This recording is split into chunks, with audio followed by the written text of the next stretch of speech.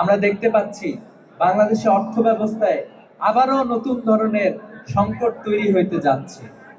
আজকে যদি আমরা বাংলাদেশের দিকেও তাকাই, আমরা দেখতে পেলাম যে নরসিংদীতে একজন 15 বছরের একজন নারীকে, একটা মেয়েকে ধর্ষণ করা হচ্ছে।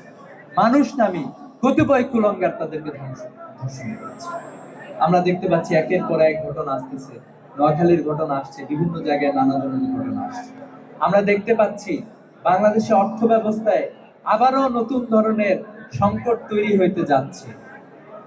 এই ধরনের সংকটময় একটি জায়গায় যদি আমরা আমাদের সোসাইটি, আমাদের সমাজ, আমাদের রাষ্ট্র, যারা আমাদেরকে পরিচালনা করে, যারা আমাদেরকে নেতৃত্ব দিচ্ছেন, তারা যদি কোরআনটাকে ধারণ করতেন, কোরআন অনুযায়ী তারা তাদেরকে যদি পরিচালনা করতেন, তাহলে আমরা নিশ্চয়ই একটি সুন্দর সমাজ পাইতাম।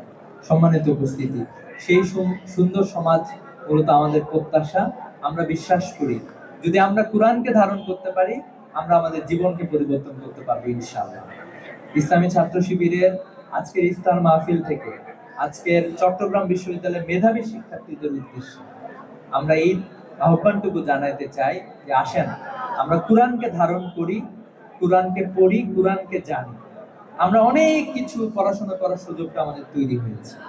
আমরা অনেক কিছু ক্রিটিক্যালি চিন্তা করি, ক্রিটিক্যালি ধরি, ঠিক আছে? অনেক পড়াশোনা করি, অনেকে বিজ্ঞানে পড়াশোনা করি, কেউ কেউ কমার্স, কেউ কেউ কলা অনুষদে পড়াশোনা করি। যে কোনো জায়গায় পড়াশোনা করি না কেন, আমি একটা নিরপেক্ষ মন মানসিকতা নিয়ে আমি পড়াশোনা করি। আমার নলেজ দিয়ে আমি এটা বোঝার চেষ্টা করি। আমার যে আল্লাহ তাআলা আকল দিয়েছেন, আকল দিয়ে আমি বোঝার চেষ্টা করি। সেইভাবে কোরআনকেও আসলে আমাদের সেভাবে বোঝা দরকার। কোরআন আসলে মর্যাদাপূর্ণ একটি কিতাব। কোরআন যেখানে এসেছে মর্যাদা নিয়ে এসেছে। তো এই জন্য আমি আপনাদেরকে বিশেষভাবে অনুরোধ জানাবো যে আসেন আমরা কোরআনকে ধারণ করি, কোরআনের আলোকে আমাদের জীবনকে রঙিন করি।